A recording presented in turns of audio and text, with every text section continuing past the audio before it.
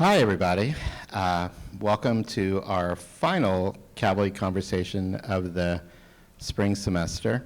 My name is Dan Fagan. I'm a professor of science journalism here at NYU and the director of the Science, Health, and Environmental Reporting Program and the Science Communication Workshops.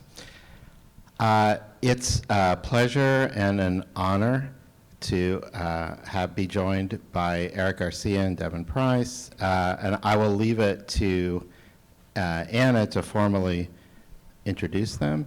But first, I just want to thank, as always, the Kavli Foundation, which makes these possible. Thank my students and our guests for showing up. Thank you very much. And thank you for tuning in online, too.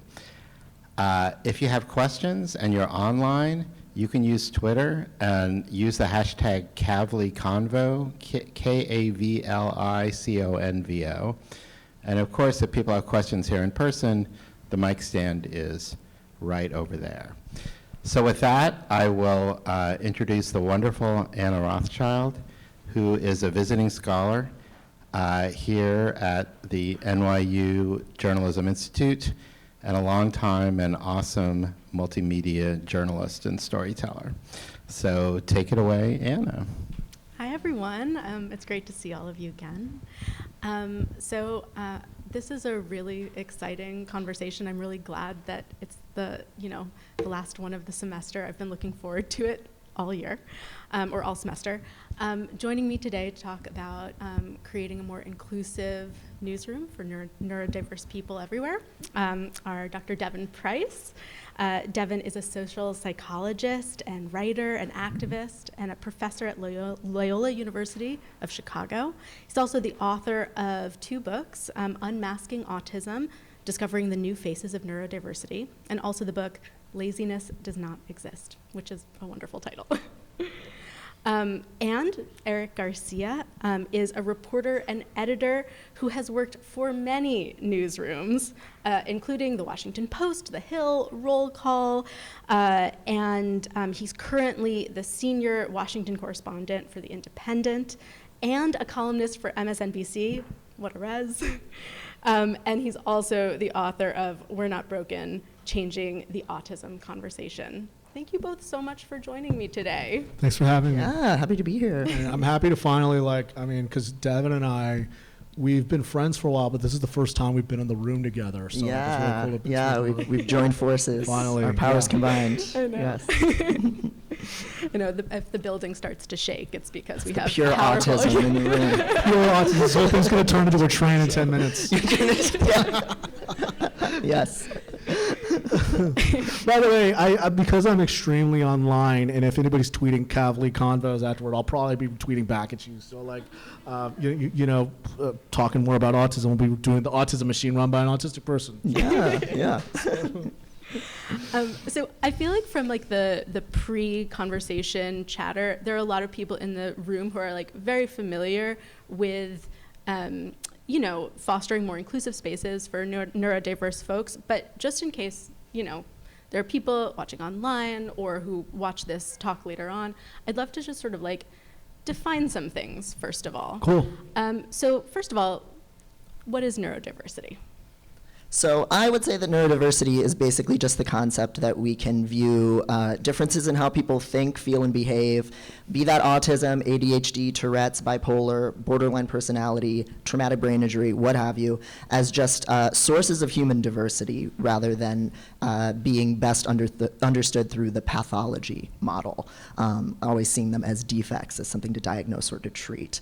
Do those two perspectives always need to be in opposition to each other? Not necessarily. I think they can be different lenses for seeing different shades of the same experience. Mm-hmm. But neurodiversity is really saying, let's not just assume at root that any difference in how people think, feel, and behave is a disease or a disorder that needs to be eradicated. I mean, Devon, says it perfectly. But B, what I would say, I mean, of course I'm going to say this because I'm the political reporter here, but I think that for me, neurodiversity is an inherently political term. And it's an inherently, it's rooted in the same concepts as the disability rights movement as a whole, which in and of itself took a lot from the civil rights movement as a whole. And it is an inherent idea that not only do people with different types of brains, whether it be autism, ADHD, dyslexia, borderline personality disorder, traumatic brain injury, Tourette syndrome, what have you, not only should they be accepted, but therefore they are a legally protected group of people. They are a group of people with rights, and they are a group of people with the same rights as everybody else. And that is a bold statement to make, because I think that we judge people just like how we judge people based on race and based on gender, based on sexual orientation and gender identity, and we say that some people deserve rights or fewer rights other than others. In the same way, I think that there is an impulse to say that if somebody has a different type, a different neurotype, that they somehow deserve less, and that you're doing something nice for them. So, for example, I think, and sorry, I'm getting on my soapbox right now, but it's like, you know, I think that we have used the argument that different brains are less or need us to condescend to them and patronize them to rationalize paying them below the minimum wage. We use that as a rationale and an incentive to administer shock therapy. Yes, there really is a place in Massachusetts called the Judge Rottenberg Center that administers shock therapy to autistic people and to other developmentally disabled people. So I think that it is important that we recognize that neurodiversity is an inherently political term, as long with just a term of humanity. You both, in both of your books, talk about autism and other conditions like ADHD as not, well, you sort of reframe them as talking about social disabilities versus what is medical model, yeah. Can you explain what that means a little bit? Because I think it kind of will underpin some of this conversation. Sure, yeah, do you want to? I mean, I could go, I'll kind of go into the history of it a little bit. Sure, yeah. I mean, I think that this goes back to the disability rights movement as a whole, which was, this was what disability rights activists would say when they would say, patient no more. They no longer, disability rights activists for the longest time were arguing that for too long, we were medicalizing people with disabilities, and we were saying that something was wrong and deficient with them rather than it's society that disables people as a whole. So, for example, the argument that a lot of disability rights activists use is that, like, if all the wheelchairs in this building were broken, then yeah, people who have cerebral palsy or who need a wheelchair, they would be disabled. But if we put in a wheelchair, then it allows them to study here, have a job here, be able to enjoy the libraries and enjoy all the facilities. So really, it is important to recognize that that it's not just, and that's not to say, I think a lot of people say that whenever you talk about the social model or medical model, that you say, oh, well, you're erasing the real medical needs. No, not at all. If anything, I would argue that the social model argues that people with disabilities deserve adequate health care and adequate health treatment, and they deserve to have their illnesses treated, not their disability or not their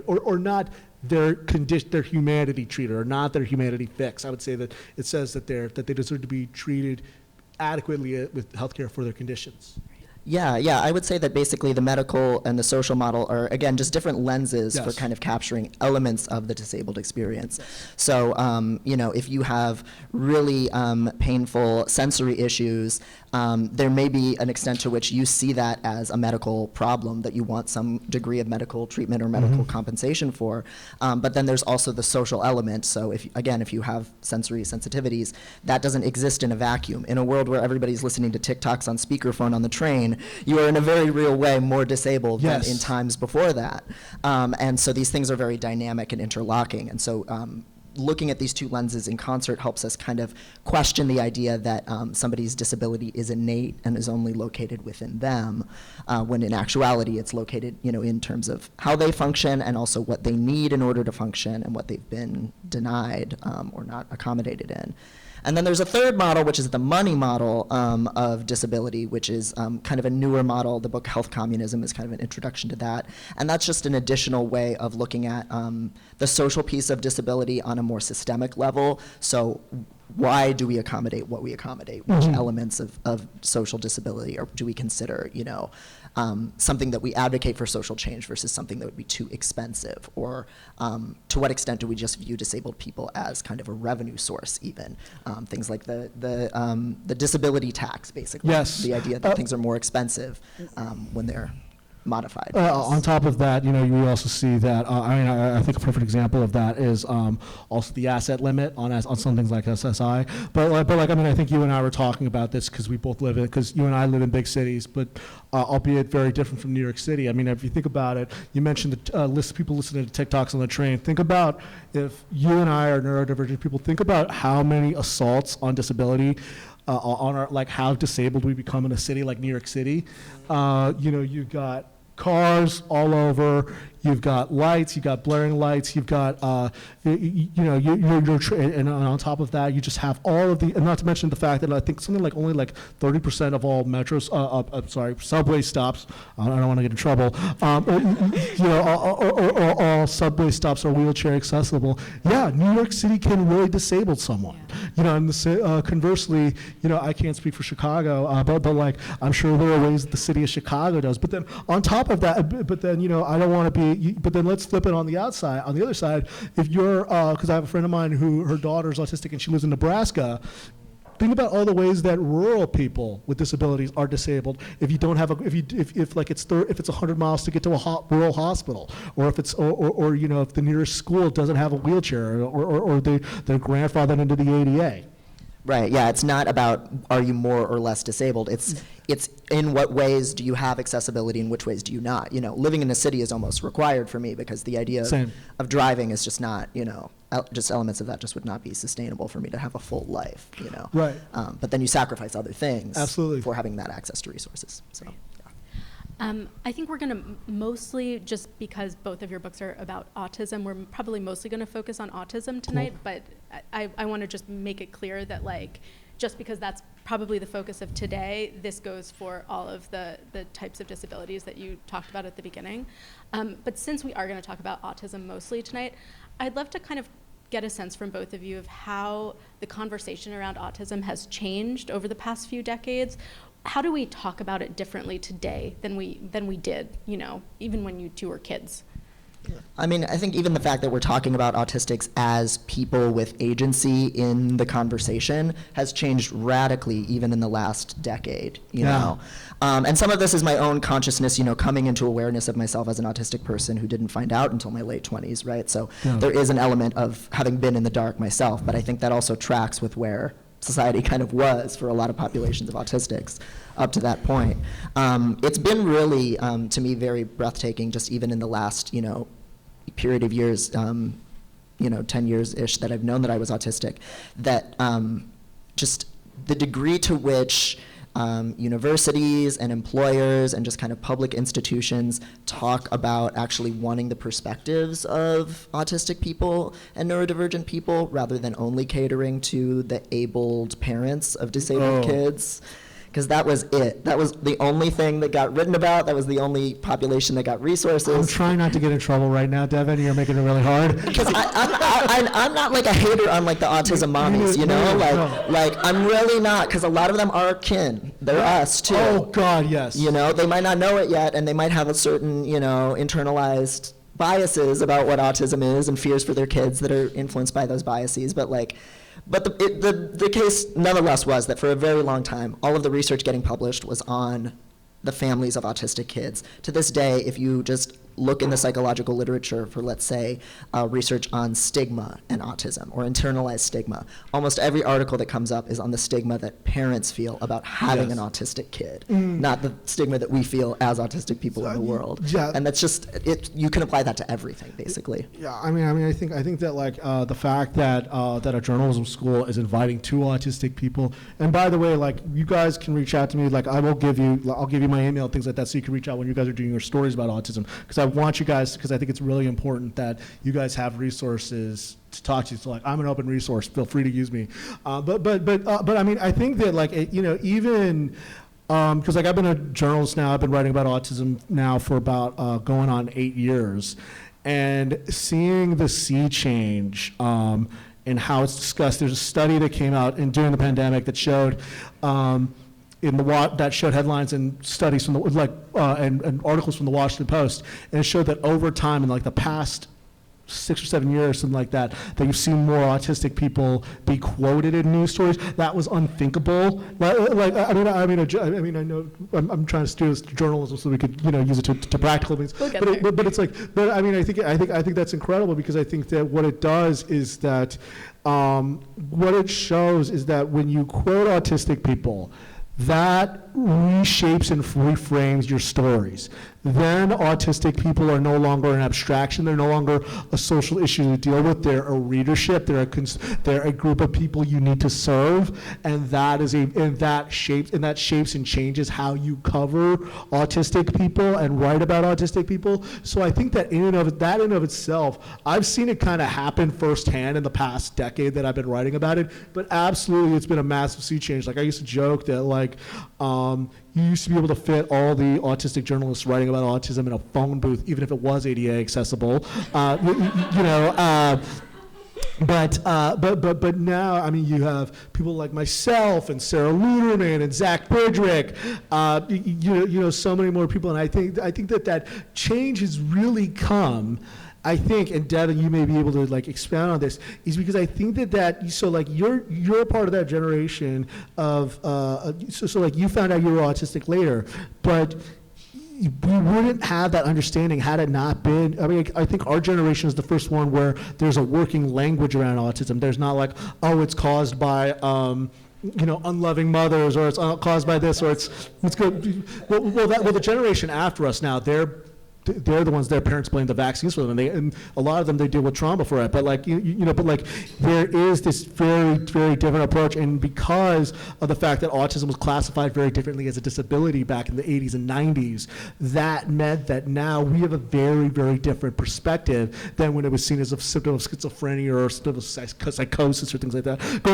Sorry, I'll shut up in a bit. But like what's funny is that like when I went back and a friend of mine suggested I go back and I read a lot of articles in Time and Newsweek when I was writing my book about like autism and things like that. It was funny how almost interchangeably autism and childhood schizophrenia were used. Like I'm sure you saw that, like in your book, like in Time and Newsweek and the New York Times, like the terms autism and childhood schizophrenia were used interchangeably because that's what we thought they were. And initially I was just like, wait, I'm looking for autism articles, and they're like, no, these are autism articles. Yeah, and just early publications, just like looking at from like the early 2000s, and even just a lot of like psychology texts that I was reading when I was like in graduate school for psychology. It would still talk about autistics as having no social drive, like no desire to connect with other people, not having any empathy, which is a whole fraught conversation, but just that's a very oversimplified take on it. Yes. These really, really narrow misconceptions of what the disability is that are just informed from never actually speaking to people with a disability, and especially not like adults with agency in how they're being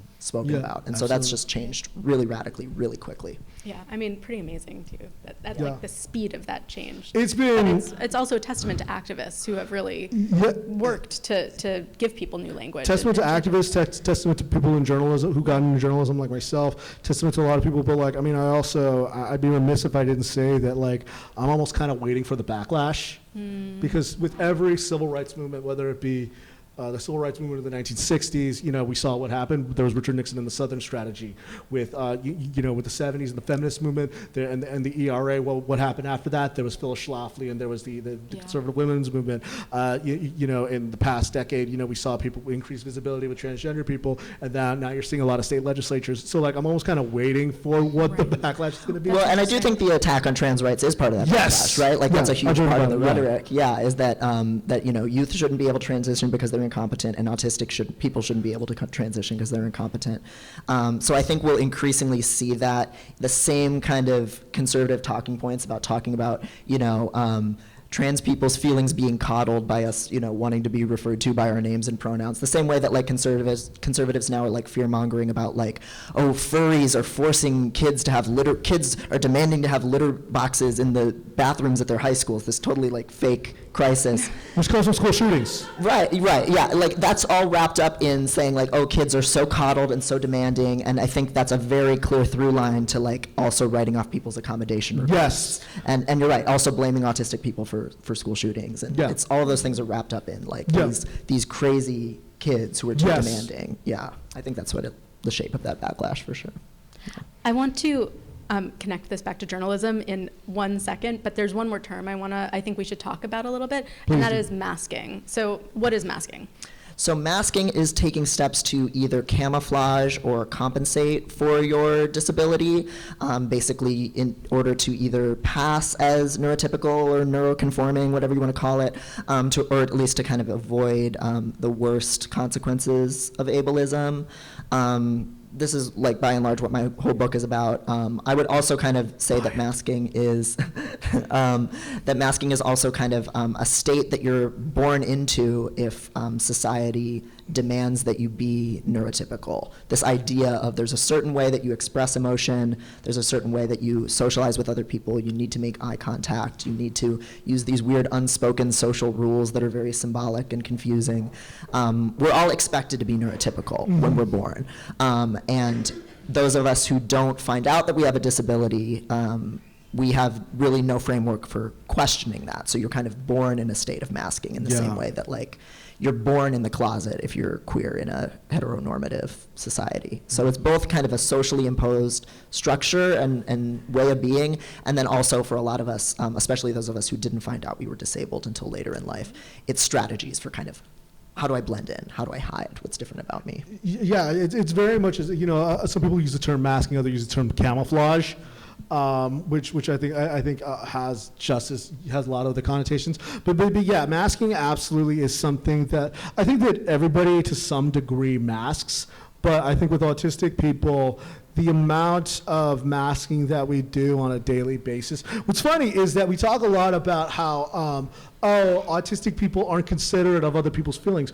I almost flip it on its head that like we mask to make y'all feel comfortable, and like we don't ask for accommodations because we don't want to be too onerous on our employers or our friends or things like that.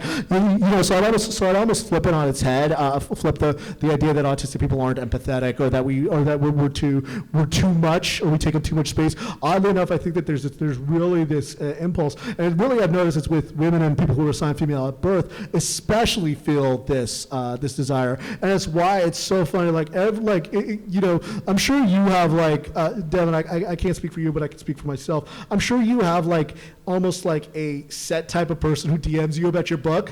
And it's like, for me, I think that for the most part, the type of person who DMs me, at least on Instagram, is typically a woman in her 40s or 50s who their kid got diagnosed, and then the doctor said, oh, well, you might, just like you, and then they get diagnosed. And it's like, there is this whole generation of autistic people and generations, of older autistic people who didn't get diagnosed later, and they spent their whole lives having to mask, not realizing they had to mask. Right, yeah. And it's also it's not even really a set type, because it's also anybody who's really older than us, basically, because the diagnosis rate for autism was vanishingly small in the early 90s and way, way less even before that. So almost anybody who's an older Gen Xer or a boomer who's autistic did not find out until recently. So that's also just a huge category of people who mask. Devon, you devote an entire chapter of your book to the harms of masking, and I think that's that's my favorite chapter. The whole book is very good. Both of your books are great. I also listen to them as audiobooks, and I would highly recommend. It's the most popular format. Really? Interesting. I loved both of them as audiobooks. But anyway, I know it's going to be hard to sum up a whole chapter, but I think it's important to understand why it's harmful to mask, or why in a workplace that's just not the strategy. Eric's getting ready. Yeah. I think there's some synergies between our own experiences of it. Pretending to be someone that you're not your whole life, like that's very corrosive to the soul on just like a base existential level. That's why, closeted queer people have such negative health outcomes and mental health outcomes, right? And the same thing is true for autistic people and ADHDers and other people who mask their neurodivergence. On kind of a micro level, there's so many things that autistic people who mask do in order to make that performance bearable. So things like substance use. If you're in an office all day with bright fluorescent lights and you're having to screw a smile onto your face and do the polite chit chat thing, you might just need to get like wasted at the end of the day every day in order to like offload some of that exhaustion. So that's a really common experience. Self-harm, eating disorders, things like that are really common among maskers, both in order to kind of meet society's ideals by kind of trying to change your body or punish your body for the ways in which it diverges, or just as kind of an outlet for the stress. We know that maskers have a really elevated risk of depression and anxiety. They have a really elevated risk of suicide ideation and suicide attempts, again, because if you're not living your own life, are you going to want to be alive? You might not necessarily. So it's more than just being fake sometimes, because we all have to do that, and it kind of sucks to varying degrees for everyone, but it is this really deep-seated denial of your own needs and lack of trust in your own feelings, and that's also why autistics who mask are at an elevated risk of things like domestic violence and abuse, because they can't trust their own intuitions. So it's really a whole constellation of harms. Sexual assault too. Yes, absolutely. And I think that we should, I'd be remiss if I didn't say that I believe that suicide is the second biggest killer of autistic people without intellectual disabilities behind heart disease. And there's only, as far as I know, only like a handful of studies about that. That's something that should be looked more into. Yeah. Again, being in acute discomfort all the time, what is that doing to your cortisol levels? Like, what is that doing? Like the heart effects there too are also wrapped up in all of this. Yeah. Wow, that's a pretty shocking stat, but I guess unsurprising if you're hiding yourself all day. Yeah. Okay, so let's talk about journalism. Okay. So first of all, Eric, maybe you can take this first question. Okay. What are some common challenges that autistic people face in newsrooms? I could say this immediately, which is that there was a study that showed, I think last year, that showed that autistic people have more difficult time talking on the phone. Well, guess what you have to do, especially if you're in a newsroom? You have to work the phones, and you have to, you have to constantly be doing that. And so one of the things that, and it could be a bag, and look, I'm a bag of nerves before I pick up the phone. Some people I've seen, when I was at the Washington Post, there was this really great reporter, her name is Beth Reinhardt, and I used to sit right across from her, and she would just I would hear her choose someone out. This is during Trump's first impeachment, and she'd say look, I need you to tell me, was Rudy Giuliani there, things like that, and then I would just say to myself, oh man, tomorrow this is going to be blowing up on Twitter or things like that, but that's not me, that's not my style. So me, when I get on the phone, I need to have so, especially if I have to be really confrontational, which in my job, as a political reporter, I have to be really confrontational. Afterward, I need to go on top of that, I think that, I'll give you a perfect example is that during the speaker's vote earlier this year for the vote for Speaker of the House, there were many, many times. So you think about it, you're doing back-to-back-to-back interviews with Marjorie Taylor Greene, Scott Perry, Jim Jordan, all of them. And then on top of that, you got to get Democrats. So you got to grab AOC, you got to grab Anna Presley, Maxwell Frost, and then you got to do it. And then you got to go upstairs, you got to file. And then afterward, what I would do is I would try to just find a place in the basement of the Capitol. And for 20 minutes, I'd just be because it's a lot, and it's to the point about masking, it's because you have to almost put on at that point, I'm not I can't be Eric Garcia, who has trouble with that. I got to be confident. I got to be, I can't be afraid of asking people questions. I have to be on that. So I think there's that. I think also, you mentioned the sensory processing thing. If you are in, a lot of newsrooms are, are open newsroom or open offices, which I cannot think of a worse concept for neurodivergent people as an open office. I remember when when I was at Roll Call, we went from having cubicles to having to having an open office, and I was just like, what in God's name are we doing? Because like now I can't have my space and my privacy. I don't want people listening to me when I'm talking on the phone or things like that. So I think that's another thing. I think also there is the challenge of like, you know, a lot of places have fluorescent lights, so they have strong scents. You know, to say nothing of a lot of times, I think that you know, nowadays we talk mostly over Slack or we talk mostly over GChat or things like that, and you know, there's a lot of in between the lines, and like you know, sometimes that's when I need to call my boss. I'm like, can I call you on the phone? Because like I want you to explain it, like, because I want to know the exact tone of your voice so that I know what you're trying to tell me. You know, so I think that's what I would say. Yeah, thank you. That was very comprehensive. Thanks so much. So given all of these like various challenges, Yeah. I mean, what accommodations should newsrooms be making to make people feel more welcome and to help them do their jobs better? I think that the first one is just ask. Like I remember when I was at the Washington Post, my boss Adam Kushner, and the reason why we're on good terms even after I left the Washington Post was like the first thing he asked me when like we had our kind of lunch, you know, the first lunch you had with your boss. He's like, "Are there any accommodations I could provide for you?" I think that employers taking those seriously, taking accommodations seriously, that's the starting point. So I can't say there's one thing because every autistic person is different, because you know there are hyperlexic autistic people, then there are non-speaking autistic people. There are ones who get sensory overload, and there are ones who need constant stimulation.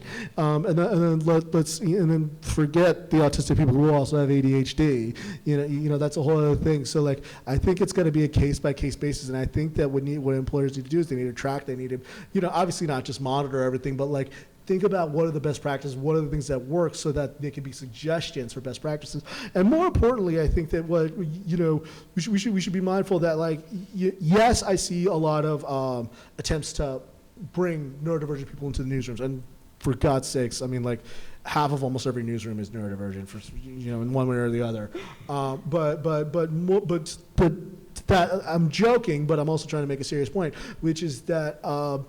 You know, most of these people aren't open about their diagnosis or about their disability. So employers, particularly newsrooms, had to think about why are they not open about it? What makes them not willing to disclose and talk about that? And then what they need to do is they need to create an open platform for their workers to air their grievances. One of the things that was actually great that I think about a lot is that when I was in, you know, my last job before I joined the Independent, I was in a union. And when I left, and we parted ways amicably, there was no hate, but like they said, did you feel like you were accommodated? That's one thing that like I think a union could do. My like Wendy Liu, I know she was at HuffPost, now she's at the New York Times, but she was part of the bargaining board for them, and she's disabled. She and I went to college together. I don't know if she's neurodivergent, but I know she's disabled. And they made sure that disability was part of their bargaining rights when they were in a union shop. Yeah, I'm just so glad you brought all that up, because it just strikes me so much how this is a labor rights issue more than just, or more and beyond than just an individual accommodation issue, because there's only so much self-advocacy you can do, and you're at the behest of your employer, and so much of the, from my outsider perspective, it seems to me that so much of the inaccessibility of how journalism works today is, it's just systemic in how they treat their workers. It very much is. It's brutal out there. Like it's such a cutthroat, insecure industry with such fast deadlines and turnarounds, and all of that contributes to it being less accessible for a lot of groups of underrepresented people. And so, you know, that needs to change on a systemic level, and it's things like unions that don't get me started on that. Like, because like, I mean, I think about like, I mean, you have the quick turnaround, you have bosses bringing down your deadline. On top of that, you've seen a lot. I mean, we could talk all day about layoffs and cuts, you know, everywhere. And what does that mean? That means that the people who are left at the place, they got to do more work. Yeah. They got to get they have to shoulder more. They have to shoulder more of the cost. And then what does that mean? That means that they're even more overwhelmed. That means that they had to mask. That means they might be less willing to ask for accommodations. You know, just because there's less money to work with. Yeah, and the only people left behind are the people who can afford to live that way. Yes. Whether that's because they have access to familial wealth, or they have a spouse that can help with childcare or managing life obligations. You know, the more punishing a work environment is, the less diverse of a work environment it's going to be, and that impacts the quality of the thought. Or they stay there because they're afraid of losing their health insurance, and they're more willing to do more work because their literal health is tied to their health insurance. Right, yeah, it becomes a more and more coercive structure, absolutely. Dan might kill me for asking this question, but I'm very curious about both of your thoughts about deadlines and when they can be helpful for autistic people and when they can not be. Dan, don't murder me. Okay, let's talk about this. We're in a journalism school. Yeah. So in some ways, I think so I'm a deadline freak. I need to have, that's me being autistic and being very much a rule follower. So like I need, you know, like when I've had bosses just say like, oh, turn it in, whatever. I'm just like, no, like I need you to tell me like, this is what you need. This is what I need you to tell me this, and I need you to tell me this is when it's done. This is when I can turn it in. Otherwise, I'm not going to do it. You know. So there are some things, but then there are other projects I think like where I've had. So like that first piece that I wrote about autism. I had 5 months off of my daily, because I was an economics reporter at National Journals. I had 5 months off to do that story. And we didn't have like a clear set deadline, but I had 5 months to do that story. And it changed and it changed and it changed. And then also, you know, Devon, you know, was writing a book. The deadline you sign on your contract is not the one that's actually like, you know, the one that you actually turn it in. Well, I mean, I just have a nightmare in my brain every day until it's done. So like, and don't get me started. And you want to talk about autistic people and anxiety. But we're like, try to get an autistic author to ask their publisher for an extension on their deadline. Oh no, I was like, oh, I'm just going to ruin my life instead. Clearly, that's, you know, because I believe rules are rules, right? Like, you know, like I said I was going to do the thing, and there's a contract, obviously, and I'm touring one book while I'm writing another one in a sad gray room in the middle of the pandemic. I guess I'll just die, you know? But yeah, deadlines are such a fraught thing for neurodivergent people. Because I hear from so many ADHDers in particular, they need a structure. They need that social accountability. They benefit from body mirroring, so just working with somebody else right there. So that can be like the open office situation can actually be beneficial for them. And I'm like, that's a nightmare hell world. I can't believe that helps for you. You know, like what our accommodations are that work for us can be completely different. And it really does, I think, especially when it comes to journalism and writing. It depends on the nature of the work. Obviously, there's certain beats that you're working that you just have to have a fast turnaround. And then there's other things where having the time to be more meticulous and to be more patient with sources and to just be more patient with yourself would result in much better quality work. And we just don't, I think, have enough of an environment right now for that kind of slowness. But yeah, it depends. Let's talk about that, because like when I was writing my book, I mean, I think one of the things that was the joy about writing the book was that I had a little bit more time. And I think that especially our community has been really, you know, I often say that like any journalism about autism before like 2007 is going to be bad. You know, or at least going to be, it may be well-meaning, but it's still going to be horrendous writing.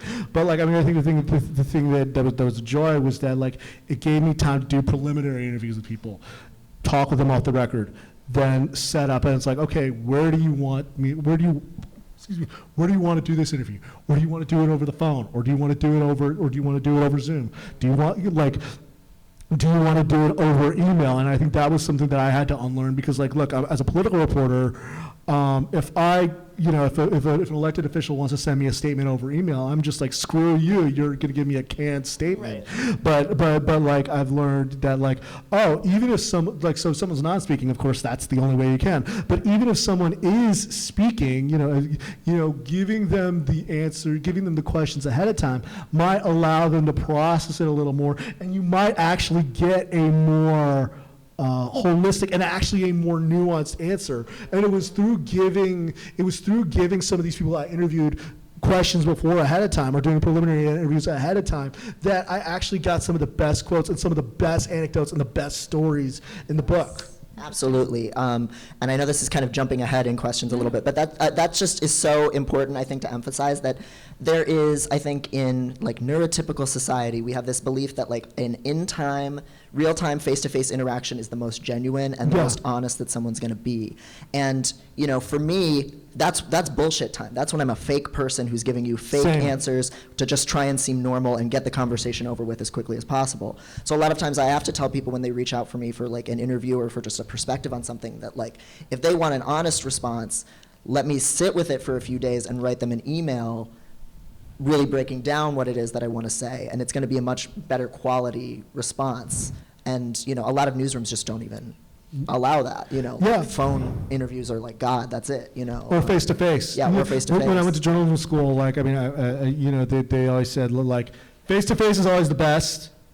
Then phones are secondary, and only if you really have to do the email thing. And I like, for accountability journalism, I think that there's something to be said about that. Like, especially if someone's in power, and if someone is, you know, you don't want somebody to give you like a canned statement. Yeah. But I think that for, you know, when we're covering, for lack of a better term, civilians, you know, people who aren't as experienced in the media, because that was the thing about writing. That was something that I had to do, is like unlearn some of the things I'd learned from covering powerful people the duration of my career. These were marginalized people. These were people who weren't used to talking to the press. Now, there are some disability rights activists who have learned to become really savvy in the press and learn how to give me a good snappy quote. But then there are some.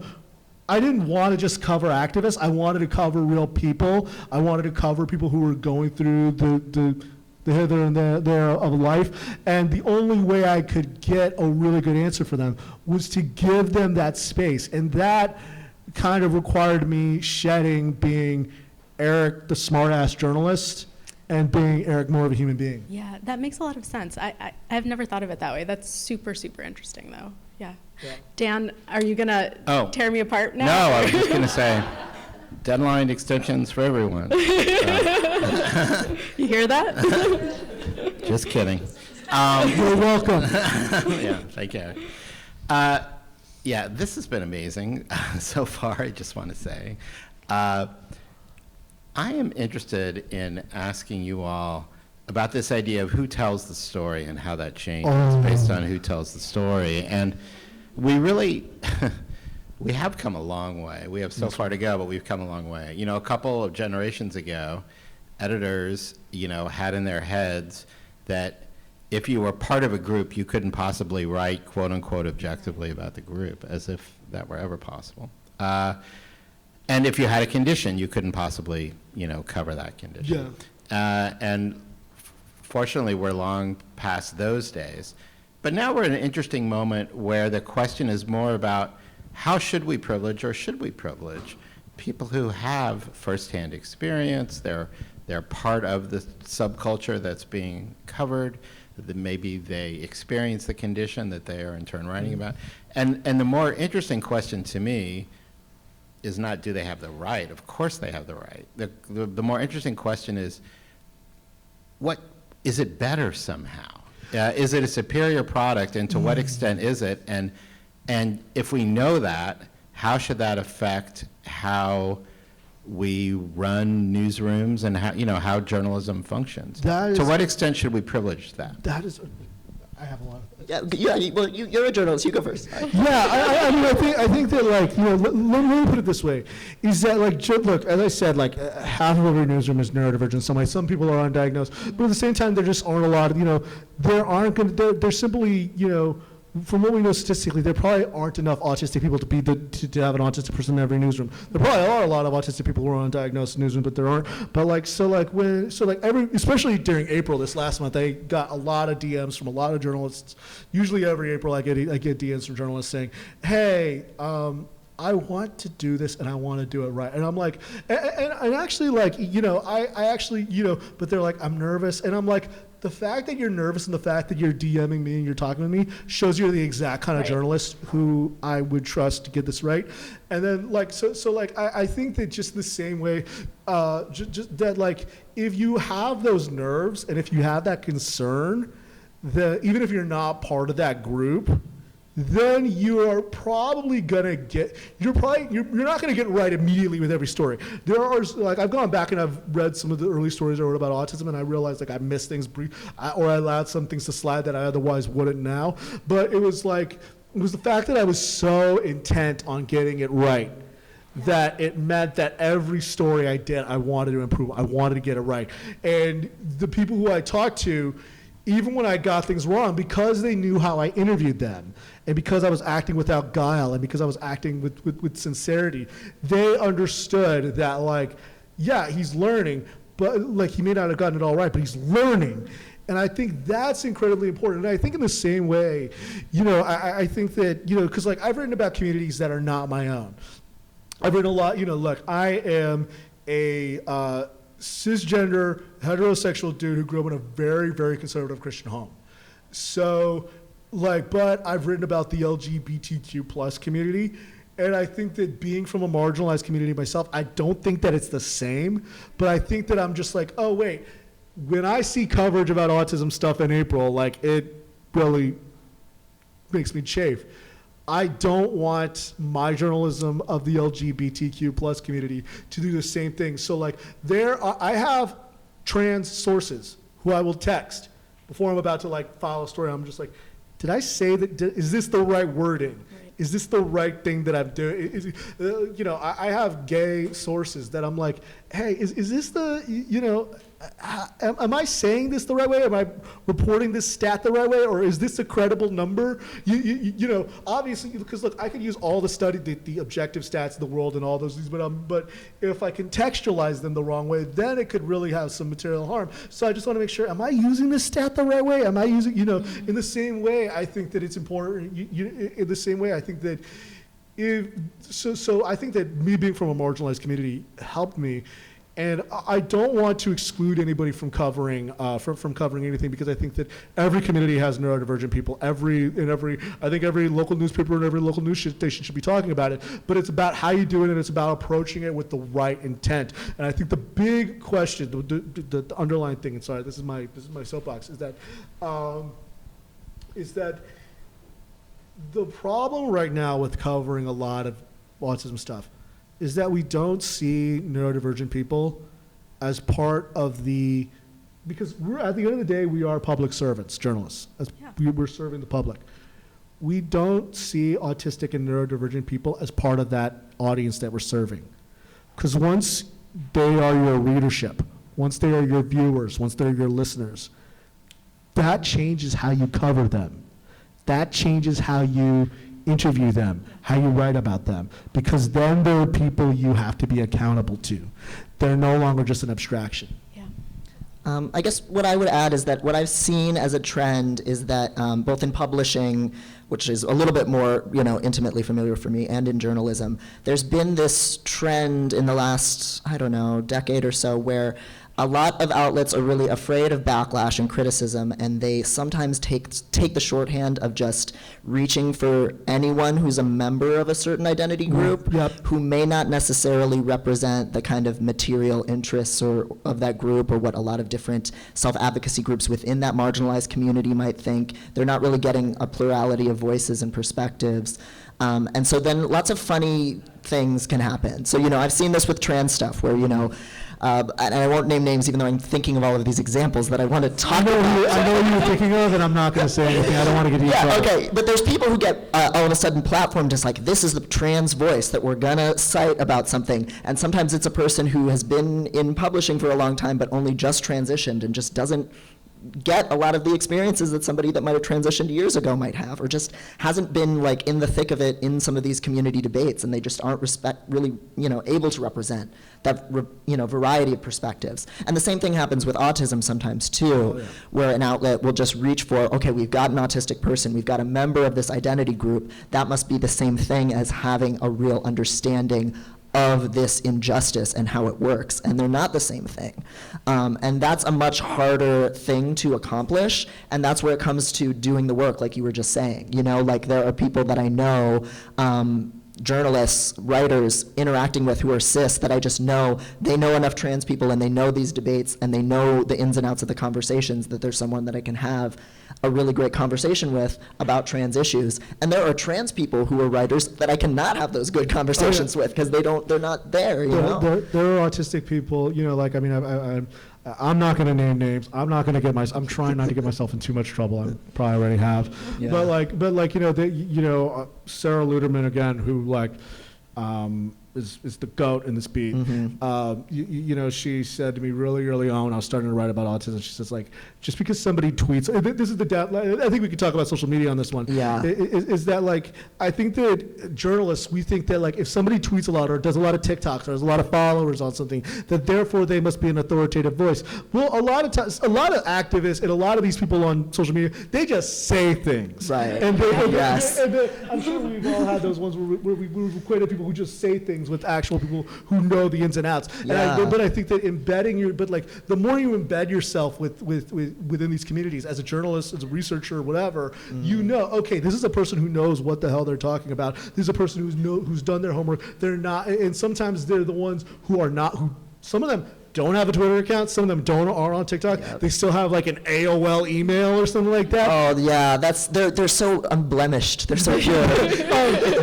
But like when you set up a time to talk with them, you're just like, oh my God, I want to use everything that you just told Yeah. me. You know, so like I think it's important but that only comes, that expertise and that understanding of who's knowledgeable and who's not can only come through repetition, which is something that newsrooms really discourage these days. Yeah, that's Yeah. true.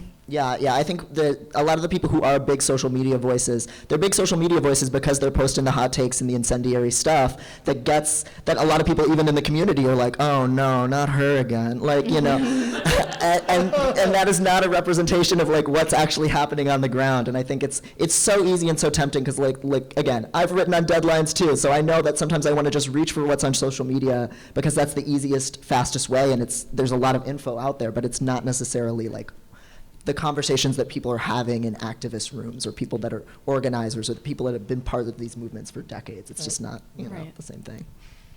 We have a bunch of questions, I think, now. So Yes. please. Hi, thank you so much for being here, and that was a really helpful tidbit of advice that you just gave, so thank you. And very relatable as well. I'm one of the current SHRP students, and we have our own student-produced news outlet online called Science Line, and I'm one of their copy editors. And one of the things You guys that, save our hides, by the way, copy editors. Thank you. That is so good to hear. I love it. Yeah, we're the nerds of the newsroom. But you know, this is something that I've actually come across with at least one of our classmates' stories about neurodiverse people in the medical sphere. Yeah. And I, as a copy editor, had a lot of trouble reckoning with the AP style guides Yeah. guidances. And you know, I was trained since high school to treat the AP style guide as like the Bible, exactly. But I was really struggling because I was like, I'm not someone who's part of this community. I don't know for myself, especially without having spoken with the sources that the writer did, whether to use the verbiage autistic people or autistic person or person with autism, or, you know, it was very vague. I'm just curious to know, like, even the word neurodiversity, I struggled with saying, like, is this jargon or is this not jargon? Should this be part of the you know? Yeah, I mean, because nowadays something like neurodiversity, I feel like it's becoming more common. But then also at the same time, I'm like, so like I get what you're saying. Mm-hmm. Because like I think because like I was trained on the AP style, you know, like you know, and like there are some, like I know there's ASU, their NCDJ has a disability style book, but like I mean at the same time, like and I was talking about this with somebody just yesterday. I know that like style books are good, and like you can remove all the ableist language as you want, but like even then, even if you use all the quote unquote right words, you can still really do bad journalism because you're not explaining the wholeness of the neurodivergent experience. So like I think with the way you go about it is that like when autistic people say, you know, because as journalists we're taught, you know, you have to go by with like if the AP style is the Bible, what your sources say might as well be the red words, so to speak. Anybody who grew up in church knows what I'm discussing. The red words are what Jesus said, for those who don't read the Bible. But like, you know, so in that case, I think what you say is that you say that like X person who prefers to be called autistic. And then anytime, again, I think the other thing, there's I think a very, very fine line between insulting your, or condescending to your readers and assuming they know everything. So like when you're talking about something like neurodiversity, one of the things that I try to make sure that I do is that because I know Like, I know what neurodiversity is, but I know that a lot of people might not know what neurodiversity is. So I try to make sure that in one way or the other, when I'm writing about neurodiversity, I make sure that I write down exactly what neurodiversity means, and I explain it, because that's what my job is. My job is to explain it to people. So again, like, neurodiversity, like, it may be jargon, but it's like, or it may or may not be jargon, like it may be an in-speak thing or that a community uses, but if it's something that they use that they want people to understand, it's our job as journalists to explain it to people. That's what our job is at the end of the day, is to explain what's going on in the world. So like, I think when you talk about, whether to use the word neurodiversity, just to, like, A, use the word, but then B, define it. Define it for somebody who doesn't know the first thing about neurodiversity and who hasn't read anything about, Jim Sinclair.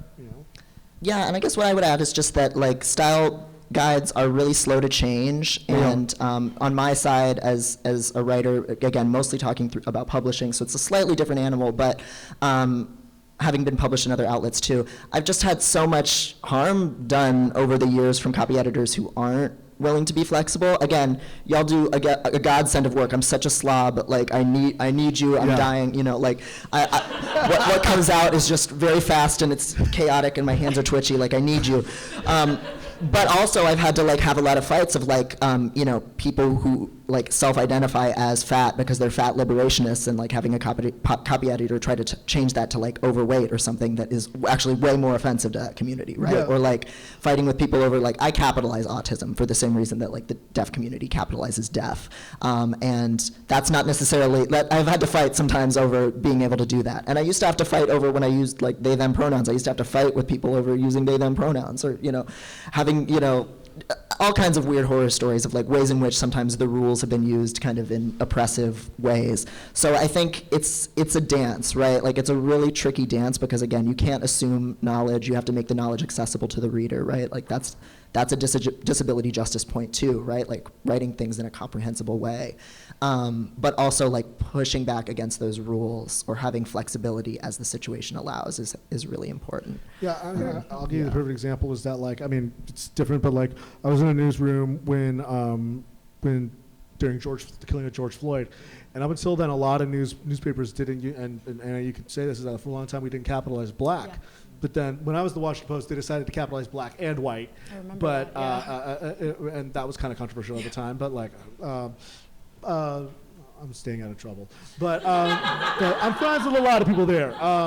But like, but like a lot of newspapers afterward decided to capitalize black. They may or may not decide to capitalize white. But, like, that was a very conscientious decision, because up until then, I would, like, because I used to edit a lot of freelancers, they used to get frustrated. They're like, why aren't you allowing me to capitalize black? I'm like, look, that's just a style guide. It was just like, I understood where they were coming from. But I also, like, I was just, I was an associate editor. This is my paycheck, so, like, again, there's those competitive needs, and I think that you also have to recognize that newspapers, newsrooms, news establishments, they're a freight ship, and they take a long time. You can start the conversation and start those conversations by all means, but recognize it's going to take a long time, especially with the storied institutions.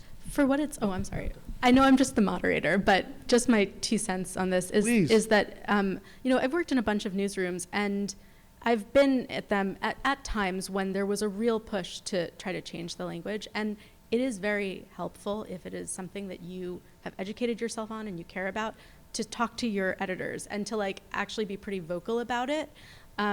Because that is how that sort of change happens. And I've seen it happen, like, on a number of different fronts. The way we talk about race, the way we talk about trans people, like, at a lot of the newsrooms I've been at, it's taken a bunch of people from the newsroom, like, actually talking to their editors and being like, we really have to do this. Like, it doesn't matter what the AP is saying about this. Like, this is not serving our audience, and, it kind of has to come from within in some ways. And a weird quirk about being a journalist is that we tend to respect people who know their shit. Yeah. Sorry, can I say that? You can say it. It's okay.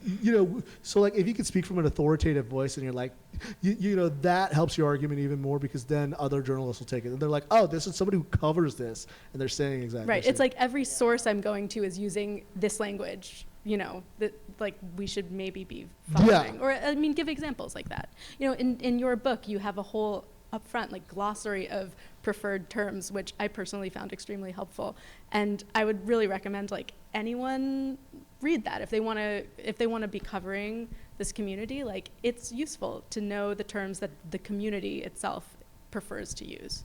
Yeah, and it's so helpful just to have a little bit of historical context for when these conversations come up of like, yes, many organizations say you're supposed to use person first language, person with autism. That is something that people get taught is the correct thing to do. Lots of social workers, psychiatrists, psychologists, they also get taught that that's the correct thing to do. But that comes from, again, parents' rights groups. Meanwhile, autistic self-advocacy groups tend to prefer autism first language or identity first language. Yeah. But also, in that passage of the book, I also just add the caveat of like, we're individual people, and so there's also individual preferences in how people want to be referred to, Yeah. which throws a whole other wrench into the works, but it's also really important, Okay, I'm sorry we've kept you waiting for so long. No, you're fine. I'm recently, obviously, the neurodiversity framework felt like kind of revolutionary to me, like immersing myself in it, learning about autism from that perspective. And then I have a cognitive science background, so I got really curious about like, what is the neuroscience? I'm so interested to learn like what is actually going on in the brain, or like the wide variety of things. And like the medical literature, or even just any science in general, was like unreadably upsetting a lot of the time. It was just like deficit, lack of, impairment, like constantly, even if it was something that could have been framed positively. And I'm just wondering, as a science journalist, is it a correct assessment that the medical community is kind of behind this? And also, how do we as journalists cover that? I think that is a story. It sounds like you got a whole story right there, you know? That could be a book, honestly. That could be. I will say that, yes, I don't want to say they're, I'm trying to be charitable. I don't want to say I they're won't be when you're done. This is why you put both of us Yeah, on you be the together. good cop, and then I'm going to go in. The fact of the matter is that a lot of these institutions, medicine as a whole, still views itself as trying to alleviate or ameliorate things or cure. So as a result, it's going to have a deficit model. And that's just from the medical perspective. We were talking about the medical versus social model. So, and there's also just the fact that there aren't a lot of people with disabilities in the medical field. There are a lot of, you shake a stick at any disability rights organization, there's a disabled lawyer, because like what happened is in the 1990s, there was like after the ADA, a lot of people with disabilities went to law school, and they wanted to, that was the thing that you were seeing as like, that's the way you're going to change the world, is going to law school and changing the law. In the same way, I think that now you're seeing, I think a lot of people with disabilities, a lot of neurodivergent people read that same stuff. I read a lot of it, and I was just like, it brings you to tears almost sometimes. What I see is that I see that this is a community where there aren't a lot of people from that community having a say in how the language is written. So I think so like when you say that, like it's important to keep in mind, like, there's a story right there. And if we were in an editorial room right there, like who gets to write these? How have people with disabilities tried to change the language? What efforts have they been? What are the things that have been stonewalling them that have prevented the language changes? We just talked about like how slow newsrooms are to change. Let's talk about the medical community and how quick it is to change. Why is it so hard to change? Why is it so slow to move? I think those are so like I think as a journalist, what you can do is frame it and say, like, again, I go back to what I say is that like when in doubt, explain. When in doubt, say what's happening. Like, don't assume it, or don't use, this is the autism talking. It's like, make it explicit, right. Is like, say, okay, but, you could say that, like, the medical community still operates from a deficit-based model. Interview some people and then give that from the medical community, give that context, and then immediately afterward, or sandwich the medical language, use it as like kind of like the cheese or the meat or the lettuce, and then put like neurodiverse sources on top of that and use them as the bread, and that gives you a lot of context. Yeah, yeah. And my perspective on this as a scientist is like the problems go so much deeper than even just them using really offensive, hurtful language and like frameworks that are just really kind of hard to sit through. It's like a rot at the center of like the state of knowledge on the subject, right? Yeah. Like when you approach autism from that understanding, you are doing poorer quality science. And so you could really, somebody could make a whole career, I think, out of, and please don't let it be me. Somebody else please do it. But just Not me either. yeah, please, we have enough problems.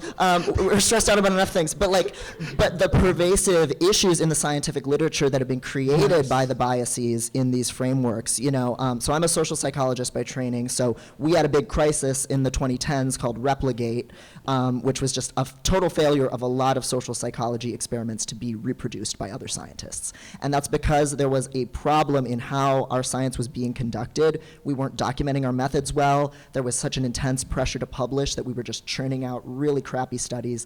I know, I did some of them. I saw how that sausage was made, and that's part of why I left that field.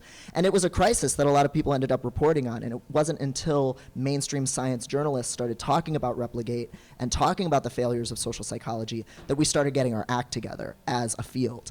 And I think very much we are ripe for a similar moment when it comes to conversations about neurodiversity and the really shoddy research on autism. How many studies actually include autistic adults? Not very many. Nope. How many include self-realized people? Some now, depending on the journal, but not very many. Nope. How many, deliberately sample black and brown autistics, trans autistics, queer autistics, autistic women who have just generally been missing from the clinical literature since the conception of autism began, not very many. No. And that has permeated the state of knowledge or the state of like not knowledge on autism. And so I think it's very maddening, it's very upsetting, and it's also I think something that if journalists shine their light on that a little bit more, that would finally be the thing to kind of embarrass the medical field and the psychiatric field into changing it. Yeah, and I mean, I think this is what accountability journalism should be, in the same way that I see myself as an accountability journalist for politics. It seems like that was what happened. The Replicate thing was an accountability journalism thing. This is where I think as journalists you can be the fourth estate, and you can question, orthodoxy, and you can be one of those forces that can, almost force the spring.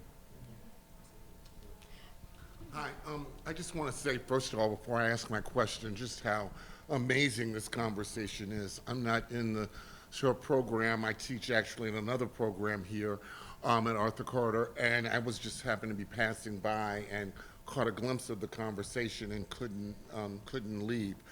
So it's really fascinating. I have a question about representation and the conflict that sometimes comes in covering various groups, whether it be autistic, LGBT, between representation and diversity, and the habits that journalists fall into. And I'll give you an example.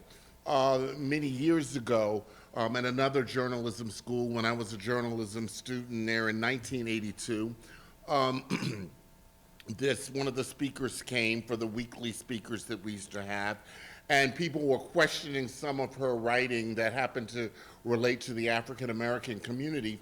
And she said, she got angry and she looked at the crowd and she said, "I've got my blacks and Hispanics and he's got his." End of it. Meaning that she has, 2 or 3 people who are African American or Hispanic or who she calls whenever there's a story that, happens to impact that community. And I'm just wondering if, we talk about the diversity within the autistic community and within, what are journalists doing to really in covering groups in general to break out of the habit of calling their 1 or 2 or 3 people and expanding beyond that so that they can really see and understand the diversity in the various groups that are covered? One thing I always recognize is that I recognize that like my story is just my story. And I think one of the things I always make it a point to do, and it always happens anytime, just want to make sure, is that I always say, who are 2 or 3 other people who I could talk to? Who are some other people I can include? Because I recognize that look, there are some people who I know I can call and they give me a great quote. There are some people I know who know everything, and they and I appreciate them, but I also know that they're one soul, that they're just one person, and that's why I always, without fail, say like, who else can I talk to? Who else can I call? What else? Because I know that no matter how comprehensive our interview can be, I'm still missing part of it, and I would be doing myself and my readership a disservice. Yeah, and I think one place where we're still, there's still pervasively a collective we, societal we, really failing when it comes to neurodiversity is the intersectionality piece. Like, yes. the people who get spoken to about autistic issues are predominantly white people who are verbal, who are, have, high education, like they're the people who are, again, can give like a certain very respectable, very narrow kind of face. And I think like it's still sometimes thought of in these like compartmentalized, again, like identity ways where it's like, oh, we just need to talk to a few autistic people, and it without like considering the fact. Yeah, it's not considering like, well, are we talking to any black autistics? Are we talking to any autistics who are nonverbal? Like, are we talking to any autistics with intellectual disabilities? Yeah. And it's so just, even though we've made such huge gains in the last few years in terms of centering autistic voices, it's still, it's people like us, like it's not, and it's there's a lot of people who are still very pervasively getting missed in that conversation, I think. Thank you, guys. Yeah, and thanks for being here. Thanks for being here. Hi. First, I just wanted to say thank you so much for being here. I'm an autistic journalist myself, and it means a lot to me to see people here just that are like me doing the work I want to do. I wanted to ask, I write about autism, and I like to kind of highlight that autism isn't always negative and the somewhat positive aspects I have sometimes. And for me, I find that being autistic sometimes helps me. For example, in my reporting, I can put on a reporter persona more easily than other people because I've been masking my whole life. Or as a copy editor, when I copy edited, my attention to detail, I think, was a little bit better than the typical. So I was just interested to hear if you've had those experiences. I think that in part of my French, I think being an autistic journalist, I give less of a fuck about social niceties.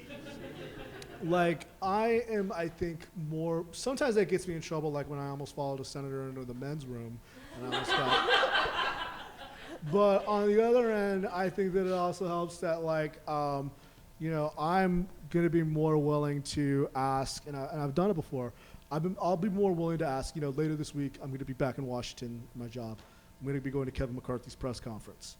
I might be more willing to ask, because social graces are not, and politesse are not my first language, I might be more willing to ask him some questions that some other people might not be willing to ask him. In the same way, I've done the same thing with Speaker Pelosi, which kind of got me on our bad side for a little bit. And I think that because I don't really care about those social norms and things like that, sometimes that means that I could get better questions, and I can get better, or it means that I'll get questions, or not even better questions, but questions that others might not even consider. Because like the thing I hate more than anything when I'm at a press conference is to just repeat the same question to the last person that I want, because by the time, because like typically by then it's basically a game of telephone. By the time that the person who's at the who's giving the press conference has got that question answered like 3 times, they already rehearsed an answer, and they've gotten better at answering it. You've basically done their job for them. I love to be able to give them a zag where other people zig. I think the other one is that I don't think that, again, you talk about the attention to detail, I don't think I would be, like, one of the things I love to do is I love just going through public documents. I love going through campaign finance documents, and I love finding those, like, and typically that's just one of those things where it's just like, oh, what's this, And then sometimes it's nothing, and you got to be prepared, you got to recognize that happens, you go on a fishing expedition. Other times, you're like, this is something I hadn't seen. Let's go. Let's dig more into that. So that's another thing. The attention to detail is another thing. The ability to myopically focus and just be singular and like just determined on that. Absolutely, that's a very, very important thing. And then, like I said, just being very. I think when I learned that journalism was more of a craft than an art, that really liberated me, because then I was just like, oh, it's supposed to do something. It's not just this pretty thing that's supposed to sit on the back of my room. It's supposed to inform people. It's supposed to have this thing that, as an autistic person who likes like understanding what something's purpose is, that helped me as well as a journalist. Yeah. I think on the writing side, being super detail oriented and being able to just like lock that special interest focus on something can be really helpful. A lot of autistic people are very good at being systems oriented and just synthesizing information and just finding a way to take all of these facts that are already out there in existence, but making sense of them in a way that Distilling them. that nobody has done before. And that's certainly like what I aim for in my work. And I think also, like, sometimes not understanding how things work is a strength, because then you ask questions that others will not ask. And sometimes they think you're trying to score some weird rhetorical point by asking the question, but you really are just wondering, why are we doing this? Why does this work this way? Hannah Gadsby has so a great stand-up. You know Yeah. the point about, go and watch Hannah Gadsby's Netflix stand-up where she talks about being autistic and like the box. It's like, it's a Yeah. perfect example of that. Yeah. So those things are such strengths, absolutely. Yeah. We're getting short on time, but I want to get these last two questions, so please. Yes. What's up, Bree? Hi. So thank you both for coming here. I'm a huge fan of both of your books, and yeah, like it changed my life a lot. Like really influential on me. And I guess my question is, like in the beginning, Devon mentioned a little bit about the like autism moms, and I have noticed that there's a lot of tension between the like actually autistic community and the autism parents community, or the autism people who don't self-identify as autistic. And I'm wondering if you have any like advice, like either in writing, how to like reach that community, how to reach the other side, the autism moms community. Do you want to take that first? Or Sure. Yeah. I think there's gradients to it, right? So there are some people who are unreachable at the current state where they are, where they're incurious about certain things, or they think, they believe that like autism stole my child away from me, vaccines are evil, etc. Like really dogmatic viewpoints. But that's not the majority, I don't think, of the people that annoy us sometimes as autism warrior mommies. There's the writer Jessie Meadows, who I absolutely love, has a piece on Medium called the Autism Mommy, Why Is She Like That? And it's all just kind of exploring, how we can understand that kind of person and that kind of movement, both as many of them are neurodivergent people who don't realize they are themselves, and also we can understand it systemically as, how much our society is failing disabled kids, and that does offload into not, how much we fail parents as a society. And that doesn't mean, we need to be sympathetic to parents who abuse their kids, or it's not like an apologism for that in any way, but the real just root of the issue is just if we see these many parents who are not knowing how to meet their kids' needs and are imposing ableist expectations onto their kids, these are people who don't have services. These are people who, we live in a society where kids are treated like the property of their parents, and families aren't given any resources really to like support them in that incredibly arduous task of raising a person. So I just think that's really important. I think sometimes when we can align with them about some of the common frustrations and struggles and ways that they're screwed over, that can start to be a really helpful inroad for having more productive conversations about like, what do these families need? What do these kids need? Because a lot of those parents do want those things. That is something that Sarah Luderman talks about a lot, and it's what helped me become a lot more empathetic, is that like the quote unquote enemy of a lot of these autism warrior moms is not people like us, it's the lack of funding for IDEA. Yeah. It's the fact that a lot of buildings aren't complying with the ADA. It's the fact that a lot of schools don't have offerings for 504. I'm just giving an alphabet soup right now, but like, I mean, I think it's, but it's important. It's important to recognize that like, they are being, as you said, they're being ill-suited, they're being ill-fitted by, they're not having their needs met by these systems. And it's once you recognize what those systems are, I think that's really the place where you can kind of have a starting point. I think the other thing is that it's important to recognize, and I agree wholeheartedly with Devon. I would say like 90%, even I'd go as far as to say 95% of parents, even the parents who put like the puzzle piece decals on the back of their car, they want to do what's the best thing for their kid. But so what they do, they're given the resources at the psychiatrist's office and the clinician's office. They see the first thing that they see on Google because they're working their tail off, because oftentimes they're not getting a lot of explanations at the clinician's office. That's the normative path. So I think a lot of times it's important for us to recognize that us telling them this, we don't want to. I always try not to disrupt their schema and make it seem like, oh well, you subscribe to all these ideas, that makes you a bad person. No, what I'm saying is that you were given this information at the time, like you said about how you were in the dark for a long time, and you write wonderfully in your book about how you were kind of in denial when you thought you might be autistic because of like how much was drilled into your brain, and I think in the same way we had to say that like, no, you're not a bad person if you did this or you did that, or if you what we're saying is that people were giving you information, but it was not authored by autistic people. Autistic people didn't have a say in it. And once you recognize and say that and I go back to Jim Sinclair and their wonderful writing, Don't Mourn for Us. Like, we need autistic parents. We need autistic parents. I mean, we need parents of autistic people who really care, who really genuinely care. And like, I think one of the things is that like, they don't need to, more than anything, I think that educators, parents, autistic people, all that, shouldn't be in conflict. It should be a symphony. Yeah. Everybody has a role. Everybody has a place. Educators have it. Parents have a role. The autistic people have the biggest role. They're going to be the loudest ones. They're going to be like the horns, you know. But it's so important that you recognize that they had to work in concert. And once they recognize that they're all being ill-served by these systems, then they could demand more. That leads to the tension being released. And that's not to say that we're going to agree on everything. Right. Yeah. But what it is it's a starting point, and it's the beginning of a discussion. Yeah, there's so much more room for solidarity building in front of us. And solidarity building means sometimes you're with people that annoy the hell out of you. Yeah. And there's a difference between that and obviously like justifying, someone who's, making excuses for like parents who kill their autistic kids and things like that. There are things that are beyond the pale. Yes, right? agreed. And there are voices that should be centered. But I think by and large, like, it's not a person's fault that they're like a product of the society that they're in, and that they're trying to push their kid to be something that their kid shouldn't have to be, and that probably they shouldn't have to be either. So, And this goes to the point that I've said. I'm sorry that we're, but it's like neurodiversity, if we're talking about neurodiversity from a parent perspective,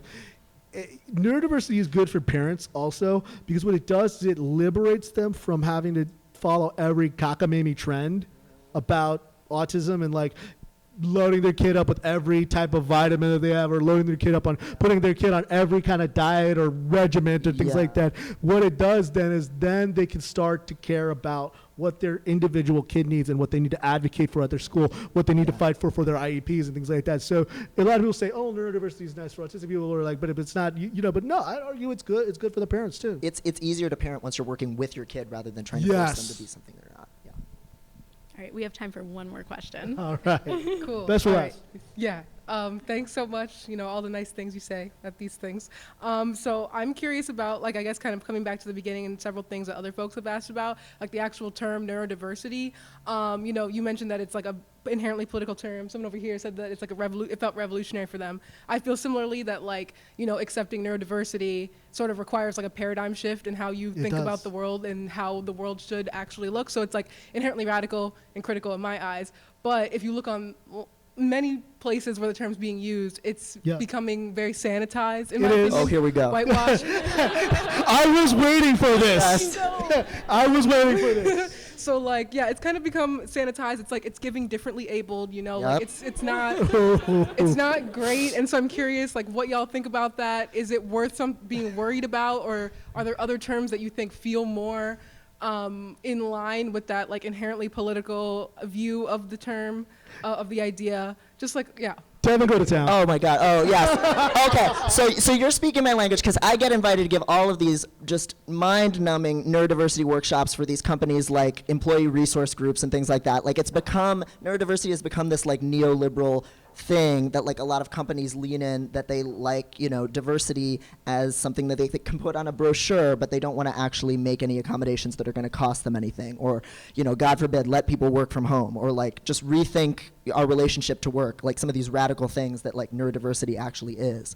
So it's really easy, I think, for these concepts to just be taken and commodified and cutesified and just turned into this paradigm where people are encouraged to be out at work about their disabilities, about their protected category status, their invisible, marginalizations, in companies that like will give them a pat on the back when that's cute and fun, but will throw them in the garbage the second that they're difficult in any way. And by difficult, I mean things like just disagreeing with your boss, or just explaining things in an email that's too long, and then people think you're being hostile because your email was long, and then they fire you. Like, I hear from people who that happens all the time, So yes, I think it is a real thing to be worried about. I worry all the time about everything, so a grain of salt. But I think it is something that we really need to have a really intense push against, and to remember that this isn't an individual journey of just self-empowerment or even of self-advocacy. It's a radical movement that has to be done collectively,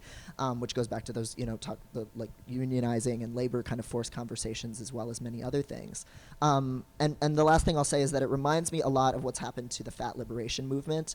There's fat liberation, which is this idea of we are an oppressed class of people, spaces are not built for us, the healthcare system is not built for us, and that's been supplanted by body positivity. Go buy some Dove lotion and, love your curves. Rah, rah, the only disability is a bad attitude. Like, that is like the political system we live under, right? It's a very individualistic political system. I'm sorry, this is what my next book is about. And so I think it's something really important for us to like be on the lookout for and to not be pacified by, as much as it like can feel good to see, my company, my university is like naming me. Yeah. It can't just be that. It has to be, we need to stay angry and we need to like stay together in staying angry. And, am I always angry? Yes, but, Don't give away the book for free, man. You mentioned the fat liberation, the body positivity. I remember when I was writing this book and I was interviewing somebody, and it ultimately I didn't include this. It's like I remember thinking to myself, I was like, I really hope that this neurodiversity thing doesn't become like lean-in feminism. And it has. And it has. It has. But there's another way to put it, which is like, I live in Logan Circle in Washington, D.C., which is for those who don't know, it's a very gay neighborhood. And I love it. I love living in a gay neighborhood. But like, at the same time, it's like, okay, there's the Pride Parade sponsored by Lockheed Martin, so I think about, or like, there's the, DC's also a very black city. So like there's the Black History Month thing sponsored by JP Morgan Chase. So I worry sometimes that neurodiversity is being co-opted. Look, I like the idea. I don't want to completely trash these hiring initiatives because look, autistic people need to make money like everybody else. But I worry that there was a great article in the New American Prospect I'm sure you saw about like how ERGs are almost kind of like a bulwark against unionization. I'm sure you saw that same article. Yeah. Second, I think that it's important for autistic people and neurodivergent people as a whole to say that this is ours, that this is not something that can be co-opted, that this is something that belongs to us, and that before any employer even thinks about beginning these neurodiversity initiatives, like, are enough neurodivergent people out in their work, and what on top of that, are they a protected class? Is it safe for them to be out? Yeah, because are there ADA protections in place in this place before any of that starts? Like, before you start any hiring initiative, clean your house first. So like, I mean, I've always like there are things that and I'm sure there have been some lucrative speaking gigs that you've turned down too because it just didn't jibe with it, and I think that it's important for the biggest ambassadors for neurodiversity, and whether I like it or not, I am. I don't want to be a face of it, but like a lot of people have made me a face. But like, I think that it's important for people like us to say that to keep some kind of honesty, and I think that like that's kind of me. That's kind of me. Being angsty teenage Eric who used to play in heavy metal bands and didn't like when people who sold out, Yeah, hold on to that. But no, it is important. It's important to recognize. It's important to make sure that this is something that is still political. That this is something that's still about people's rights. This is something still about people's dignity, and it's not just another branding. Yeah, I think just always be cynical, always kind of, always be miserable and mad and hard to deal with. It's worked really great for me. It'll work great for you. But like, just ask yourself who's profiting off of this. Who's benefiting from it? Who has the power? Is the power actually being upended in any way? And if it's not, when are you going to start throwing chairs and, taking it, whatever. Again, growing up, I grew up in a very religious household. Some people say like, what would Jesus do? And I'm like, sometimes Jesus took a whip out and that's right. And trashing the temple. Yeah. All right, it is after 8 o'clock. Okay. We have to stop. As much as I would love to keep going, we only got to like 2/3 of my questions. It's fine. You guys had great ones. But please join me in thanking Eric and Devon. This was amazing. Thank you for inviting us.